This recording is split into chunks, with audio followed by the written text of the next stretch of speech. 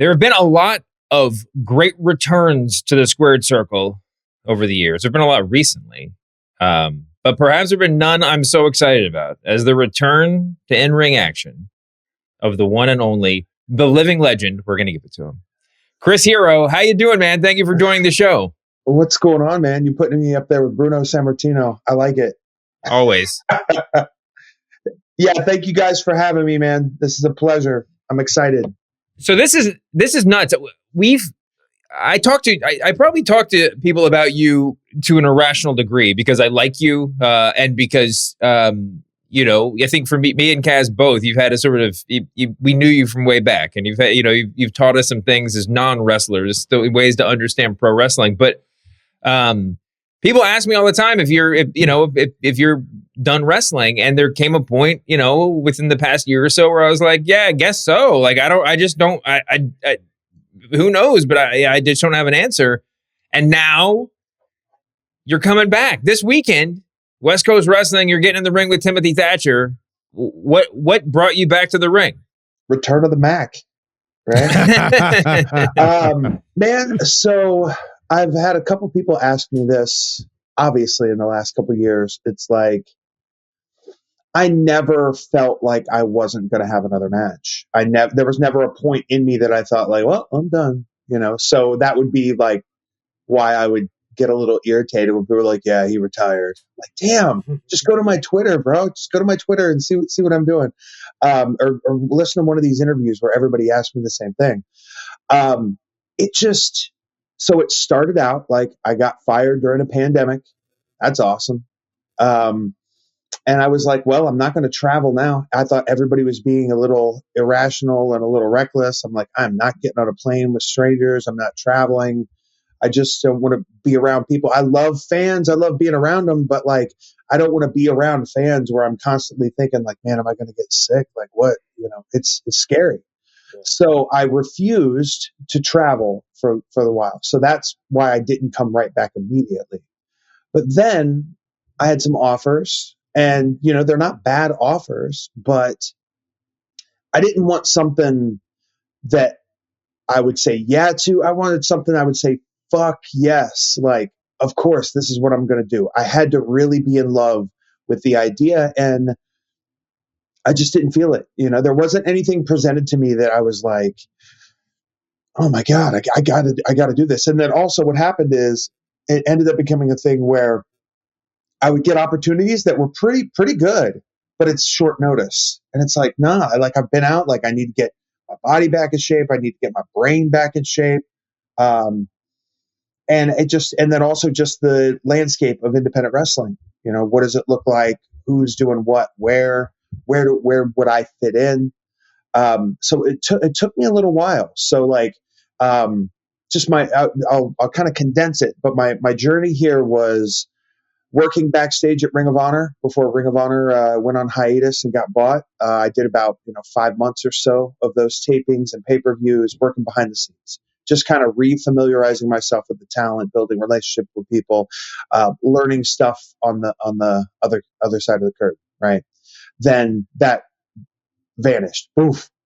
So then there was a group I had roots with in Pittsburgh called IWC. And I came in for a signing. IWC's like, Britt Baker, Wardlow, Joaquin Wilde, like a bunch of people have come through Pittsburgh. So I've been there since the beginning, right? So I was like, hey, I came in for like a signing and a seminar, and I was like, hey, how about I write up formats for the show, and we have like a little production meeting on the phone, and let me get with each match and talk with every match and let them know what we won, and just kind of work on developing them from show to show. Because indie wrestling is, it's very Wild West, where it's just anything goes. Did you give the guy your music? No. Oh, you're coming out to different music. Go to the ring now. There's just all kinds of chaotic stuff that goes on with independent wrestling. And I thought, this is a good chance for me to exercise the muscles I've been building. Right. So for about eight shows, we had a little bit of a team there at IWC, and we, I'd write out the formats, and it's like a TV format, so it's more serious than it needs to be. But I just wanted to build my own abilities, and then also let the talent know what to expect. So, and production, there's sometimes a gap between production and the talent, and so I got some experience doing that. We had some fun, and then coming into this year, I was like, shit, what am I going to do? And I had done the same thing with West Coast last year, where I came in for a signing and a seminar, and I really felt there was something special about it, man. They just had their 5th anniversary. They're a young company. I got to know the owner, Scott Bergani. I kind of kept in touch with him, and I presented the same thing. I was like, hey, man, let's, I could work with these guys. Because the thing is, you go to a show as an older wrestler, and people are like, hey, did you see it? Did you see it? Did you watch it? Can you watch it? And you really only have so much capacity to, because I can get in there deep and we can watch a 10-minute match and spend an hour talking about it, right? But that's not what everybody wants always. Sometimes they just want a thing or two, or just to tell you they did a good job, whatever. So for me to really kind of dig my claws in, I got to be there kind of consistently and, get somebody's number and check in with them over time and see how they're doing. Just kind of build relationships like that, right? Mm-hmm. So I presented him with this, and he just thought, I don't think we need that at this time. Maybe 6 months later, he came back around and was like, hey, I'm kind of interested. Let's see what we can do. So Scott let me come in, man. He brought me up to a show just to watch and hang out. And I just, we had talked about some stuff, but I was too excited at the show, right? I just went and I grabbed the microphone. I'm like, hey, I'm the new matchmaker here, right? So you give me an on-screen role to lend my credibility to the company. Not that the company needs to be credible, but it's like, oh, they got this guy coming in, cool. But so that's me on camera to facilitate things match-wise. But then also behind the scenes, I'm like, all right, guys, listen, here's your times, here's this, here's the order, going through some rehearsals here or there. They're not super serious, but I can't tell you how many times as a pro wrestler, you call something and then there's like an aftermath and you're like, yeah. And you get out there and it all gets fucked up because this guy's in the wrong place. This guy's there. The cameras don't catch it. And it's just because you think you got it, but it doesn't hurt to just walk through it. Right. And we as professionals sometimes take umbrage to the fact that like, oh, I don't need to rehearse. This is easy. But it soothed the soul to get out there and be like, man, we got this. So started doing that for West Coast. This Friday will be my 9th show for them. Mm-hmm. And it just happened, man. It was, I don't know. It just happened so perfectly. I go in a day early. I go to the wrestling school. I spend time with everybody. I hang out. I watch their matches. And then I get there the day of the show. I've got the format out. I'm kind of going through things. It changes up until the show, sometimes during the show, right? But it's a lot of work, but it's fun and it's exciting. And I've already gotten to see these people progress. Like one of our top guys who was a champion most of the time I've been here, Titus Alexander, he just had a match this morning for Pro Wrestling Noah, right? He just flew over. He was an extra at Collision. He got his ass beat by Will Hobbs. And then the next day he hopped on a plane to fly over. We've got a working relationship with this women's group over there called Marvelous. Mm-hmm. So he went over for Marvelous, and Marvelous sorted it out that he got to go have a match on Noah. So I feel part of it, even though, I'm not over there right now, but I just feel like part of his journey because I've been working with him this year. So, so I said I'd condense it. That's not super condensed, but eventually what came through was like, all right, well, how do I want to get back in the ring? How can we do it? How can we make people care about it? And I just, my fear this whole time I've been out is I'll come back and then I'm just back. And it's like, oh, cool, he's back, whatever. Yeah. Like, I want it to be special. I want it to be a moment. The wrestling cycle turns so quickly now that I just didn't want to get run over by that cycle. I wanted to leave a footprint, and the people that are there that saw the angle, we ran the angle last month. Mm-hmm. I don't know, man. It just feels very special to me. And it's something I definitely gave a fuck yes to. Chris, incredible explanation. And I love talking and hearing you talk about wrestling, because not just are you incredible in the ring, but I do think your mind for professional wrestling is 1A, so thank you, Kaz. Of course, bro. We go back. There was a viral clip that went that took over Twitter this week, and it's Jeremy Allen White starring in the Iron Claw, and I forgot the name of the show on The Bear on FX as The well. Bear, yeah. And he's basically explaining the psychology of professional wrestling to a mainstream audience. And if you look on one side of Twitter, it's like, wow, this is great. This A-list mainstream person is explaining this beautiful art to us that we all know, and that's great. And if you look on another side of Twitter, there's people saying it's crazy that this mainstream A-list actor gets this, and a good amount of professional wrestlers or wrestlers that are out there do not. And one thing that he kept in mind was the stuff in between the moves are just as important as the actual moves themselves. As somebody who's been in the ring, had classic matches, been behind the scenes, helped produce a lot of this stuff, I'd love to just kind of hear your sort of thoughts on just the way I would say professional wrestling in 2023, 2024 is much more about the other stuff and not just the moves. Because like you said, you want it to be a fuck yes when you came back, right? Not just okay. Mm-hmm. So how does it make a fuck yes for you when you hear something like that and you take it into, okay, maybe people who watch this or will order this or see it online will have a different appreciation for it because a guy of this stature kind of explained it in a way that's a little bit more digestible. What are your thoughts on that? Yeah, I thought it was a great clip. I thought wrestling's a hard thing to explain because people, grow up, they, find out what pro wrestling is, and either their curiosity's piqued or they just dismiss it, right? Mm-hmm. That's just kind of what happens. Or usually when someone outside of wrestling meets somebody in wrestling that they respect, it starts to kind of shed a different light on it. We meet a lot of people in different industries, whether they're musicians, they're athletes, comedians, and then it's just once you get to know these people and start talking, they're just very interested at how similar this thing that they thought they knew what it was. They're like, wow, that actually is kind of like this. Like comedy. Comedy is a great example where you have these comedians that the way they travel, the way they grind, the way they try out stuff in sets, the way they film their specials, it's a lot like pro wrestling. And when they figure that out, it's like, wow, that's crazy. Like it just gives you a whole new appreciation for this, right? So I feel like there's a lot of people that are dismissive of pro wrestling, like kind of aggressively. And I feel that those type of people, they're just not worth the time because they've already got their minds made up, right? Something independent has to come in for them to sway their opinion, right? So it's the classic thing, the classic phrase. I don't know who to attribute it to, but it's with pro wrestling, right? To the people that love pro wrestling.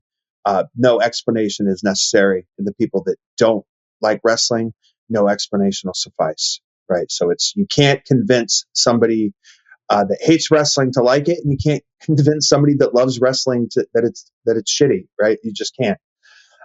So I operate with my friends outside of wrestling. They're kind of on the fringes of my friendship and whatever industry they're in. I never aggressively like, hey man, wrestling's awesome, you should go check it out. But I will always invite them. I'll tell them, hey, come out, you'll have a good time. And then when they're kind of like reeling from the experience, which pretty much they always are, I'm there to answer any kind of question they have. And it's just fun to see like the fascination where they're like, wow, okay, right? So a thing that I say in my seminars a lot is, I'm a pro wrestler, so I have a pro wrestler bias. It's been 25 plus years of my life. So I'm always going to argue for it and fight for it. A lot of people say, wrestling is like music, or wrestling is like movies, or wrestling is like a TV show, whatever. It's like, I go the opposite way. I say everything is like wrestling because wrestling can encompass anything. It's a lot of people just think, oh, it's like the stunts and they cut promos, and they work in front of a live crowd, right? But we've got entrance music that when that music hits, people feel something. The chemical in their brain is like, oh, either like, yeah, or like, oh man, this guy sucks, man. I don't know, right?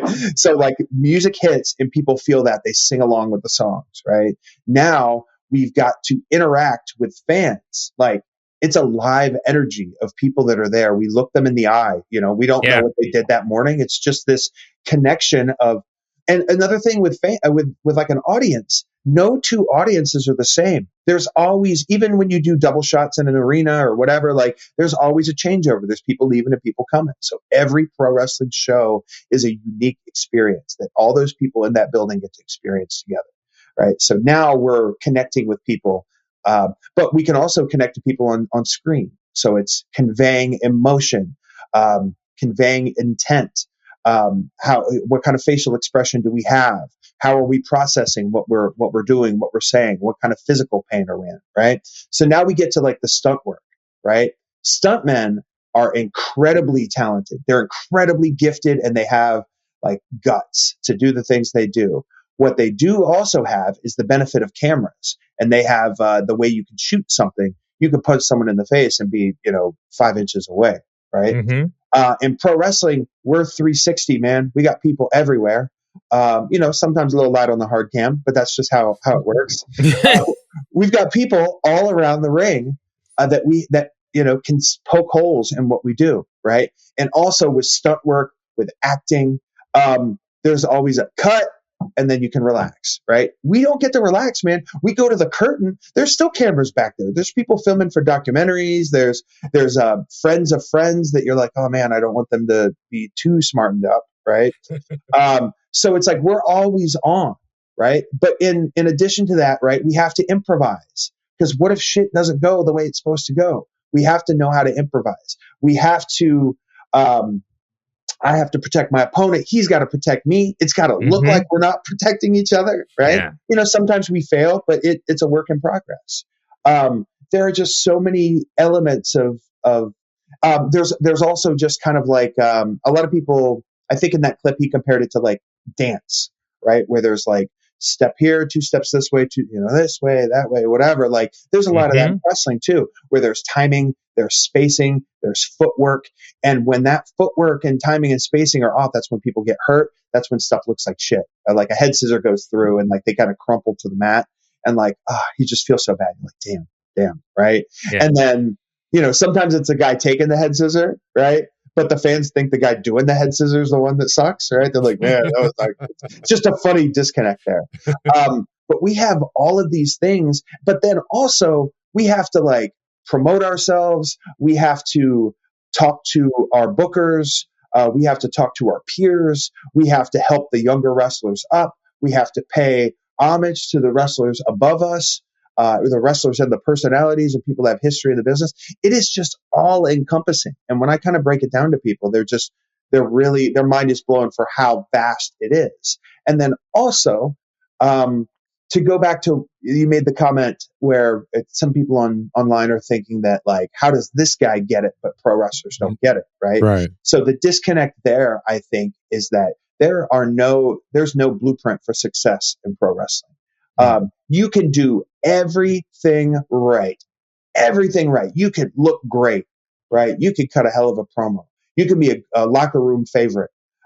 You can have like a groundswell of fan support. Like people can want to see you. And all it takes is for someone to go, no, because that's how pro wrestling is. It's people in a room, moving names around. Yes to this one, no to this one. And like, it's like bands, right? There's a lot of really successful bands that like you put on a song of theirs and you're like, I just don't like it, right? Yeah. Well, a billion other people like it. So, but if that's the guy in charge, it doesn't matter how many people see it, that one person doesn't see it for whatever reason or doesn't want it. It's a no. So that's a quick trip to getting bitter in pro wrestling, because you're like, I did everything right. I said everything, whatever. And then you look across the lane and there's someone sitting there that did everything wrong, right? They were shitty to everyone on the way up. They did not respect the people that put them over, that made them look good. They didn't even realize that they were the ones making them look good. They, just have bad habits. They're unsafe in the ring. But someone goes, you know what? Yes. Right. And then that person gets pushed. So from the outside looking in, if you're not a part of that situation, you think, oh man, let me just do that. Because I guarantee you there's people on TV every week that professionals in the industry are looking at and going, man, they just don't get it. Look at it. They don't, from their perspective. So you can't fault people, especially on the independent wrestling scene, to know the ins and out of pro wrestling, because it's so different and it changes and it shifts. So all you can do is have a good support system of people that you can kind of bounce ideas off of and talk about things, and just, and then hope for the best. And then also you have to enjoy this while you're doing it, because if you don't enjoy this and you're going through all the bullshit, it's just miserable, right? Yeah. You have to get to a point where this is a fun thing to do. You mentioned. I gotta add one last thing, Dave. I love that answer, because I don't know how many. I don't think I've ever told this story, but I've told you guys offline. Chris is extremely pivotal to my wrestling life and fandom.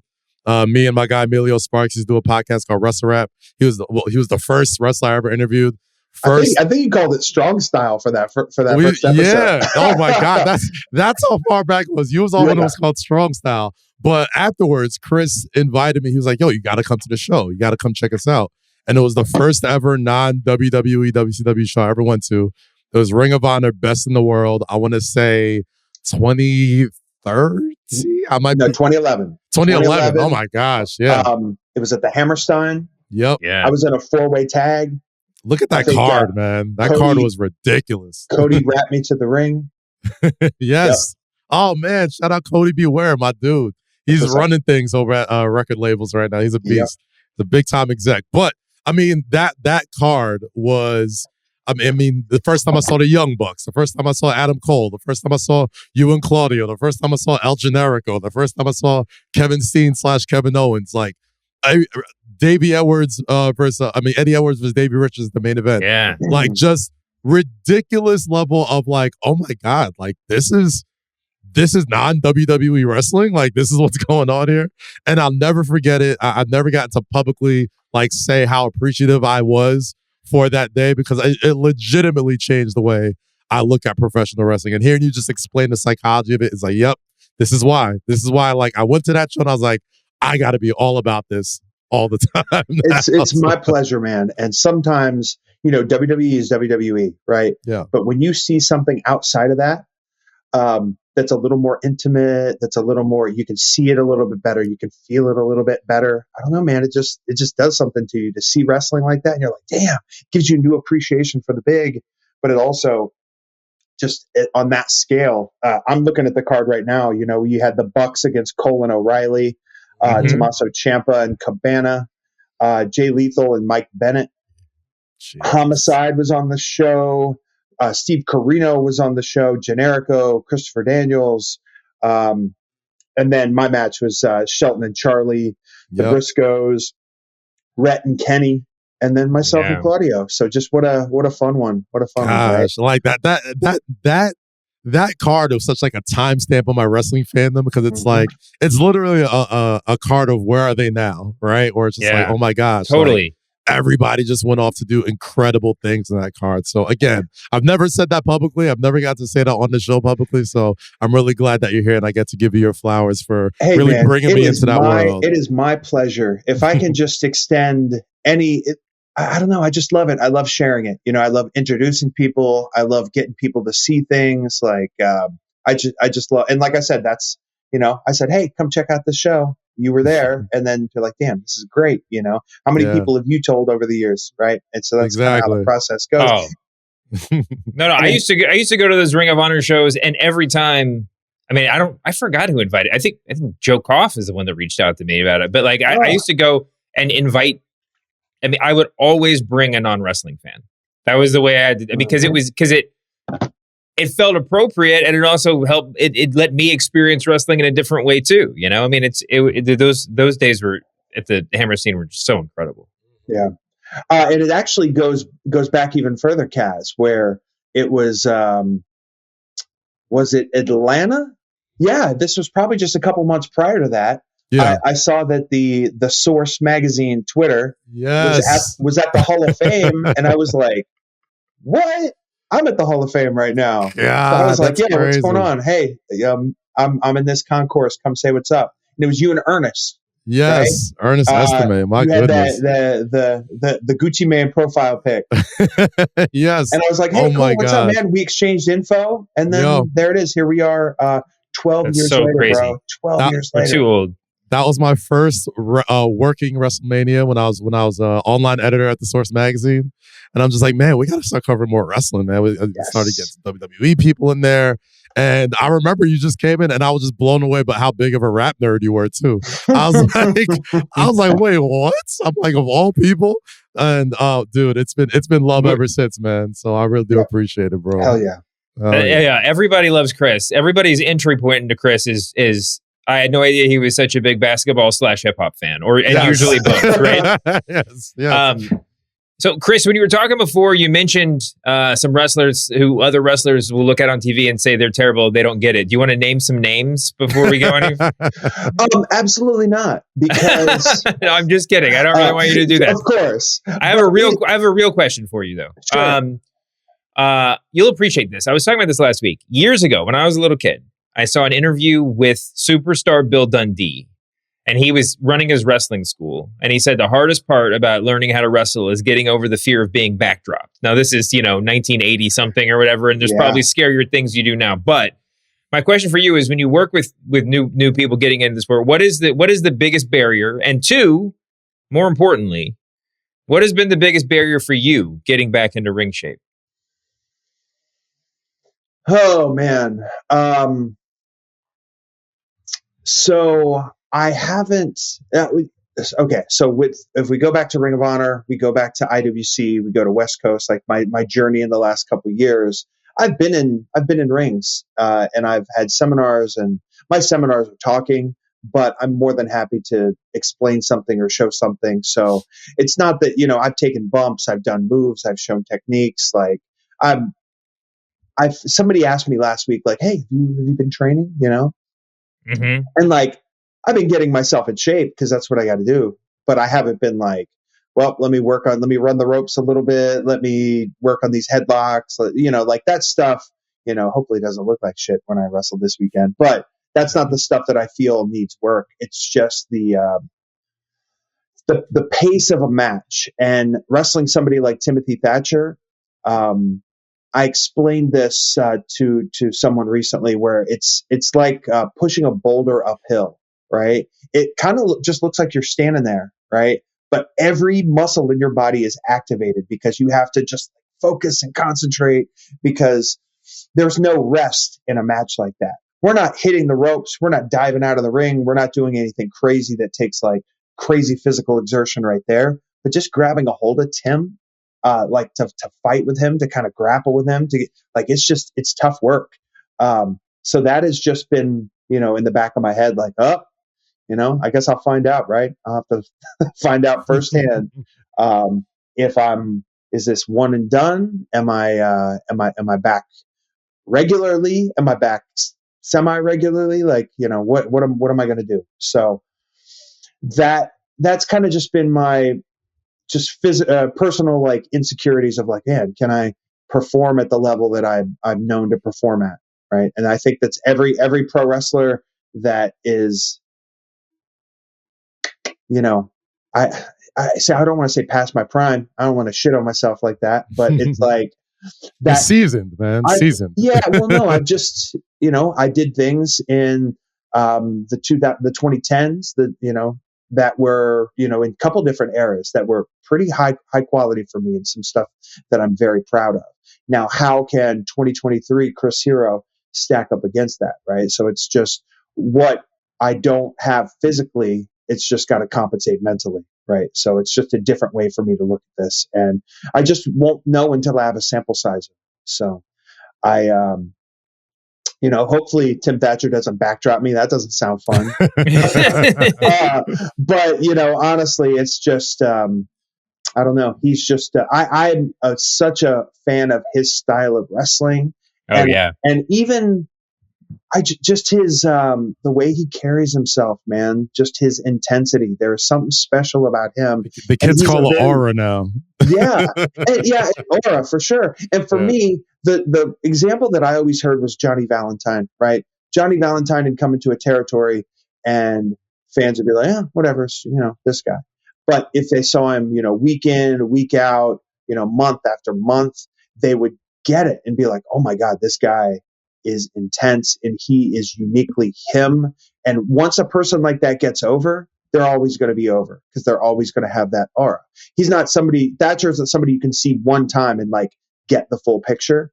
But I've had the privilege to wrestle him a ton of times. And also just the history that I have with him just made him a perfect opponent for this. So along with, our show is this Friday in San Francisco, West Coast Pro. It'll be streaming live on YouTube, right? In addition to that, I had to call in some favors from some people that I appreciate in pro wrestling. Like, so one of them is this gentleman by the name of Joseph Montesilio, who does these video essays on Japanese pro wrestling. Primarily, that's what he's known for. He's known for his Kings Road series, but we're putting out a video tonight that chronicles my series of matches with Tim Thatcher that go through PWG and Progress and Evolve, and then also the very first time I wrestled Tim was for a guy named Jeff Katz, Hollywood director, producer, whatever, Jeff Katz. It was called Wrestling Retribution Project. Yeah, I was just thinking about that the other day. I totally forgot about that. Yeah, so Jeff organized that. He kind of wanted it to be a Lucha Underground before Lucha Underground, and it just didn't go all the way through. But those tapings were pretty wild, man. There was a great crew of talent. Jeff put together some excellent pro wrestlers, and then I believe it was when we were in the middle of the pandemic, he started releasing footage. So there's a match between Bryce Braxton Collins and Chris Hyde, which is the very first time Chris Hero and Tim Thatcher stepped in the ring together. So to go from that journey to where we come on Friday, like to see that video put out will be nice. Got another video coming out. We've got a show special T-shirt designed by the legendary Haru Egawa. Haru, if you don't know, designed all of Terry Funk's T-shirts. He's designed New Japan and Noah for the last however many years. He did ECW shirts. He built logos. He created the Bullet Club logo. Like, he's just a legendary, talented guy. So we had to get him in there to do a T-shirt for the show. And I'm just kind of doing the rounds. I don't do many interviews.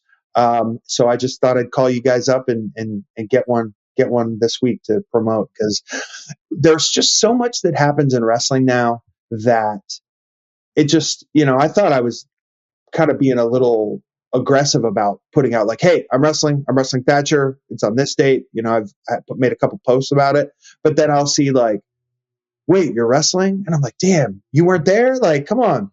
You don't read all my tweets, man. Come on. It's a good Tyler the Creator quote, man. Don't be afraid to promote your own shit. Yes. All the time. Always. Yes. There we go. So I just kind of wrapped that around into some self-promotion. So there you go. Nah, Chris, can't wait to see you against Thatcher. He's been one of my favorite guys. Again, he's somebody who I got put onto late, or I would assume late to the average wrestling fan, but he's a guy that I love to see scrap. I love hard-hitting, just, strong, quote-unquote, strong style type of wrestling and grappling and all that type of stuff. So I can't wait to see that. But just as far as, not just being somebody who's a competitor and a great mind as well. Like, I think at the end of the day, you're still a fan. So I think we're all fans, So as far as that is concerned, man, you said there's so much wrestling out now. And it's scary to think that sometimes you can put something out and it gets lost in the wrestling news cycle that just sort of seems like it's never ending. But of all the things happening in wrestling right now, bless you, of all the things happening in wrestling right now, what's the one thing out there that gets your attention the most? Whether it's something in the ring, whether it's a character, whether it's, a company, or a movement. What's the one thing that I would say inspires you as a wrestling fan and a wrestler in 2023, 2024?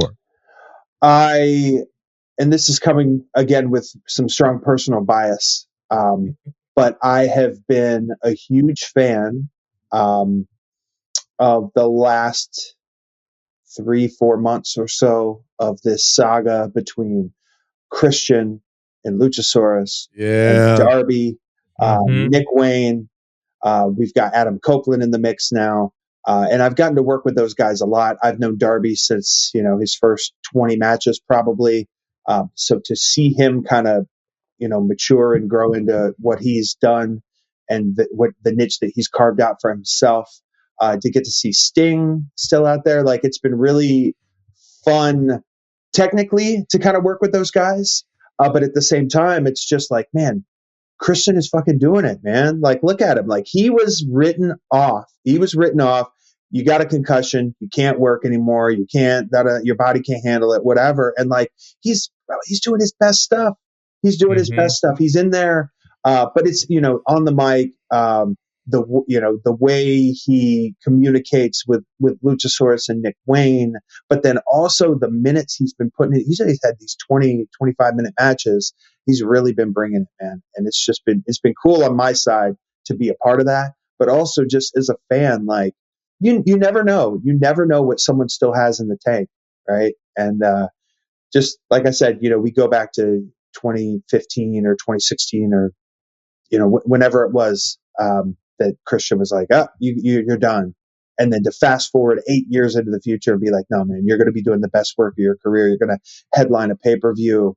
You're going to be working with people at just the different eras, right? That face-off they had on Collision the other day where Sting from his generation, right? You've got Adam Copeland from his, and then you have Darby, right? But then on the other side, you've got Christian. He's like the Sting of his group, right? And then you've got Luchasaurus, who's been around a minute, and then you have fucking 18-year-old Nick Wayne. I'm like, what? That is pro wrestling. That is just like a crisscross of eras, of different styles. I'm really invested in that, whether I'm at the show with them, working with them, or I'm back home watching them on TV. So I gotta keep it all the way tall, man. Like, I am a late comer on Darby Allin. Like, I for a minute, I did not get it.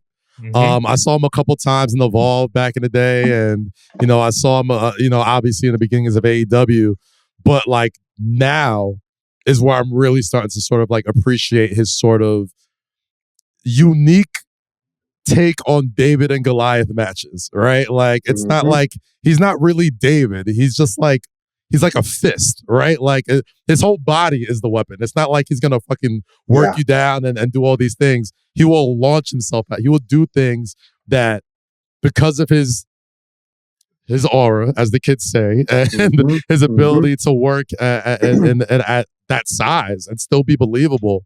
Yeah. I've come all the way around on him. I'm like, oh yeah, nah, this dude's awesome. Like, I slept. I was definitely one of those haters. Like, oh, the fuck, I'm watching the Darby Allin main event, and then now I'm just like, no, this dude is the truth. I slept, and I'm always one to tell. I'll always keep it real when I feel like I slept on somebody. So I'm glad you mentioned that, and obviously having a little bit of a bias towards it, but just talk about his sort of growth. He came into this company.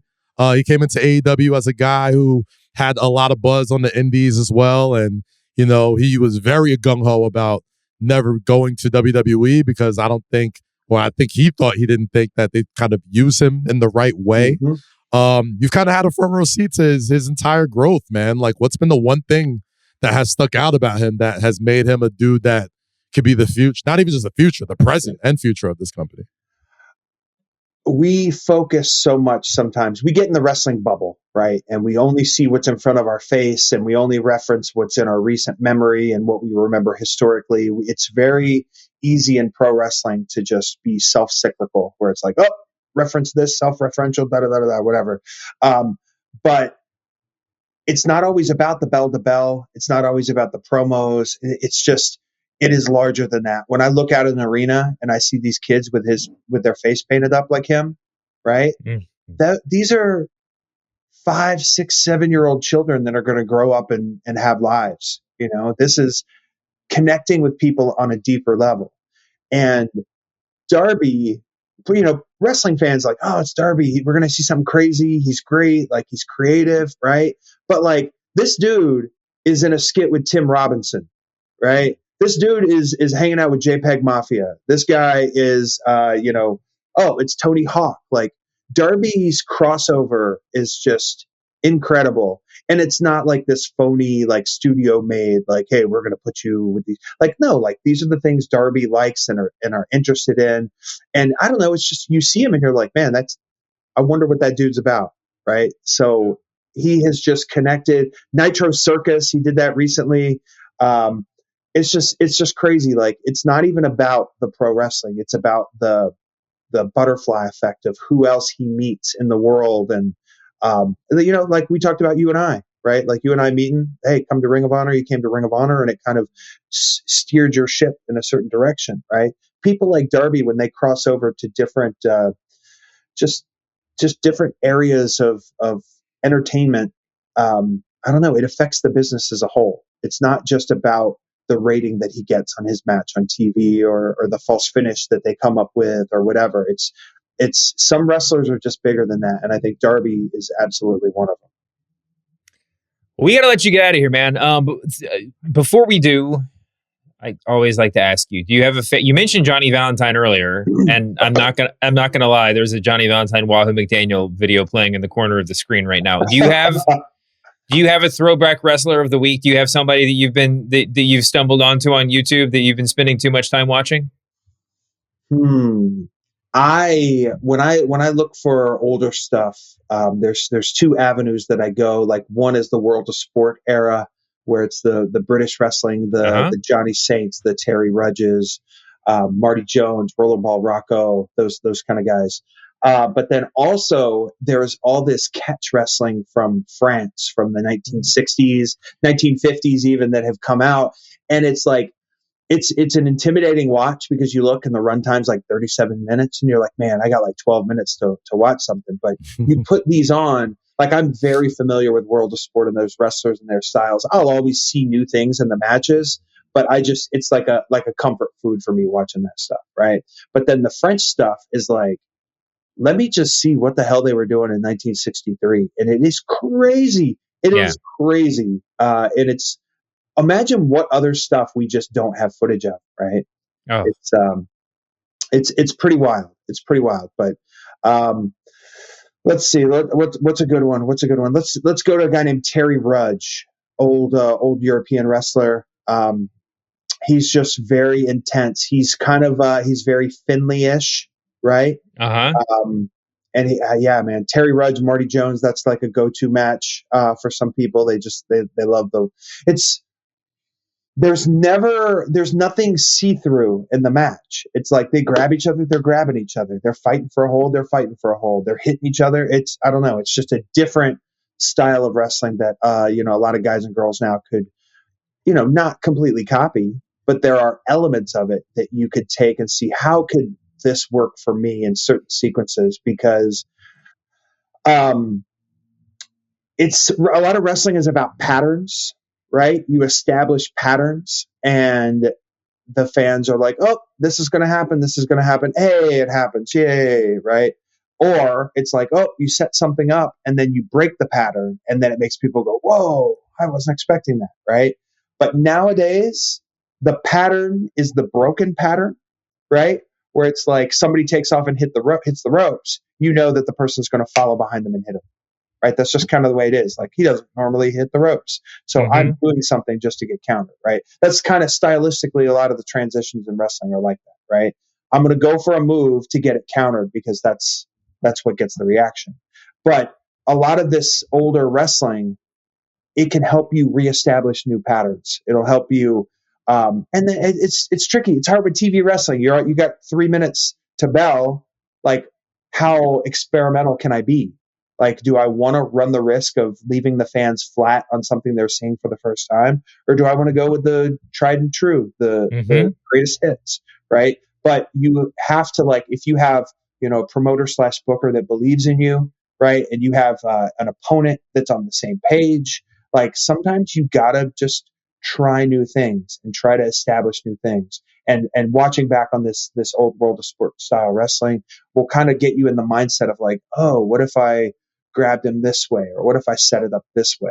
And then you start to establish new patterns that 6 months down the road, you break those patterns. And that's when people go crazy. Because they're so used to seeing things in a certain way. I talk a lot about that in my seminars and stuff with younger wrestlers, as far as like, you want to do the thing that gets the reaction, but sometimes you're breaking the piggy bank too early. You need to Yeah. put more into it before you break it and cash out. And it's like, Oof. oh, I Yeah. got $2.50. Like, no, man, give me $18, right? What can I get for $2? Yeah. Mhm. I saw somebody tweet this earlier this week. It was like, the one count kick out is a perfect example of that, right? Yeah. Like Yeah. the one count, when Will Ospreay and Kenny Omega did it, it was amazing because it's rare and it's like, oh my God, fighting spirit, all that type of stuff. If you're not building up to that moment, it's not going to hit like that hits. Of course. And like I said, as wrestlers, we're in the bubble. So sometimes we think a match needs X to kick it into the next gear, to make people remember, to do whatever. But we don't always realize, like, oh, by putting X in that match, we're making it, it's homogenized. It's the same across the board. And it's like, sometimes you got to do a little something different, right? So I will draw attention to a one kick out in a match that I had with a guy named Akira Tozawa at a Battle of Los Angeles. And it's one of the best moments of my career. I had spent most of the year in Japan working in Noah, and I was really trying to observe how they built their matches, and not just their TV matches, right? But like, for instance, we would do all these house shows, and if we're in, it's a house show, it's not being recorded. So what they do is the young boy it's his hometown. They'll put him in a 6-man tag with all the main eventers. And it's like, it's a good experience for him to be in there. But, the fans are like, yeah, that's our guy, right? Mhm. I would watch how they would structure the back end of their matches, where it's like, oh, this guy's getting a chance. Oh, he's whatever. He's almost there. And like, just the emotion of the people going up and down. It's like, this dude ain't beating Akiyama. You just know it. But in that moment, the way they build it, it's like, if they're going to do it, this is how they would do it. Right. So I really tried to take that and engineer it and reverse engineer it, and then build it back up to myself. And I would have certain sequences and matches of mine that were kind of built up throughout the course of the match. And like, Tozawa is just the perfect storm of it, where, it's like, you kill him with something and he kicks out, and you kill him with something and he kicks out.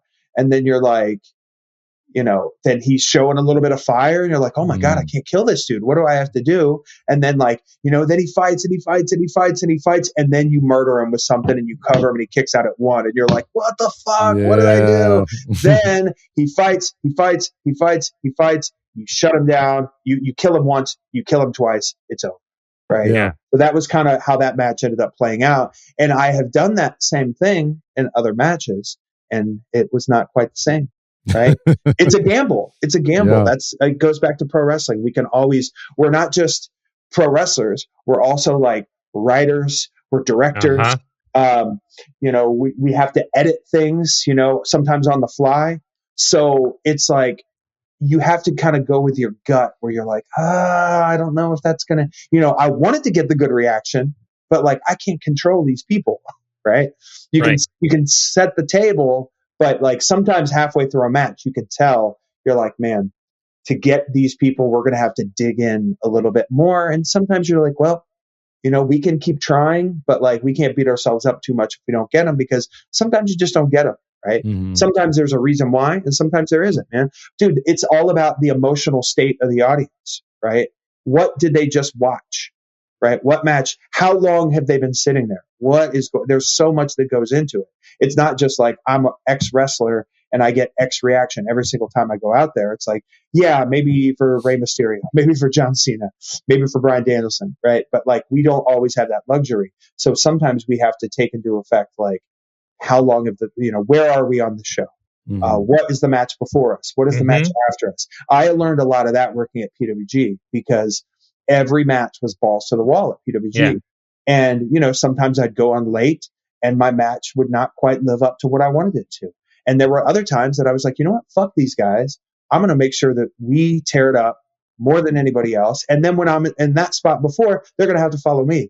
Right. Yeah. So like, it's not this, right? We're not like button heads. It's just like a personal competition between each other. So there's so much that goes into it. It's not just moves, and like anybody can learn how to do moves. Anybody can listen, especially somebody that has like good genetics. They're gifted athletically. They're charismatic. They're just naturally charismatic, right? And you get in the ring with someone that really fucking knows what they're doing, and you listen to them. It's going to be incredible, right? Mm-hmm. But it takes two, but at the same time, like one person's doing a lot of heavy lift, and the other person is getting the glory, right? So it's a tricky thing, right? There's so much that goes into it, and that's what I love about wrestling is you just learn more and more. I'll be at these TVs and I'll pitch an idea for something, and then they'll go and do it, and they'll be great, right? And then I'll pitch an idea for something, and I really see it a certain way, and then they're like, I don't know, I really like this way, and then they do it the other way, and I go, wow, I was fucking wrong. That was right. That's not to say my idea wouldn't work, but their idea worked just as good, if not better. So it's a work in progress, and that's what's been great about the position that I have, for AEW, but then also for West Coast Pro. Dude, thank you so much for doing this. I cannot wait to see you back in the squared circle. Living legend, Chris. November 17th, this coming Friday in San Francisco, West Coast Pro, Chris Hero versus Tim Thatcher. It's going to be awesome. It's going to be awesome. Can I squeeze in about 90 seconds of plugs real quick? Please, go for it, man. All right. Hey, man, he said, don't be afraid to promote. Yes, right? sir. All right. So I'm just going to run down the card real quick. It won't take long. West Coast Wrestling presents Whiplash Friday, November 17th at the United Irish Cultural Center in San Francisco. I love this venue. It is just hot. Like, hopefully it's not like temperature hot as it was last show, because God damn, I make my return and I have a heat stroke. We're going to have a problem. We got Kevin Blackwood against Jaya Jewel. We got Sandra Moon against Rachel Ellering. Derek Dillinger's coming all the way from the Midwest. He's got a mystery opponent because his opponent is injured. We've got Steve Macklin and Weston Blake, the Prisoners of Society, formerly known as the Forgotten Sons in NXT. I love these guys. They're just grown-ass men. They're taking on Beef and Calvin Tankman, the aptly named Beef Tank. Midwest boys right after my heart, man. Kentucky, Tankman, Indiana. Man. Yeah. That's what's up. Then we got South Pacific Savages taking on Los Suavecitos. If you guys don't know who the Suavecitos are, people listening, like you will, like they're great, man. They're great. Ricky, Danny, Adrian Quest, they're great. We've got Alpha Zoe against one of the hottest, highest rising, highest ceiling independent wrestling talent, the bounty hunter Brian Keith. If you haven't seen him wrestle, you've probably seen him on a poster. You've probably seen some artwork. Like that man is special. We got Johnny Robbie against Masha Slamovich. If you've seen Masha, it speaks for herself. Yep. It's incredible. Our newly crowned champion Starboy Charlie is taking on the talented Chris Bay. You guys know Chris Bay? Oh, Chris Bay, that's my guy. Yeah. That's my man, right? Love him. And that's another good thing, right? He worked for West Coast before I got there, so it's been a minute. Now he's back, right? So we've got a good mix of inside and outside, right? We've got that blue and the black on the canvas, one for each. And then it's going to be myself and Timothy Thatcher, a little bit of a grudge match, a little bit of a main event, a ghost from my past. And I just get to figure out, do I still have it? Do I still have what it takes? Right. And I'm going to need a lot of help, right? I'm going to need help from the fans. I'm going to need help online. If you want to watch this show, I believe our bell time is 7 p.m. Pacific. We'll be streaming live on the West Coast Pro YouTube channel. And then once the live stream is over, the video will go over to IWTV, right? So you can watch it there if you're not able to watch it live. But man, I can't. It's crazy too. Collision is in LA, right? So I got to miss Collision. Right. But they'll be taping it earlier because it airs East Coast time. So by the time Collision is finished, you can just tune over and watch the West Coast Pro. I'm really excited. Thank you guys for letting me come on here and talk with you. I love, we can set this up a little bit down the road, but get some questions for me. I love talking with you guys about wrestling. And I love, getting like my thoughts and all this stuff that's in my brain. I love getting it out there and seeing what people think about it. Chris, you got an open door policy here, man. I could never repay you for what you've done for my life, dude. So let's go. Whenever you want to come through. Yeah, well, we'll see if you still got it in the ring on Friday, but you still got it all up here in the brain area where it counts. This has been an incredible discussion, incredible interview. Thank you so much for doing this. And man, can't wait to see you in the ring. All right. Appreciate you guys.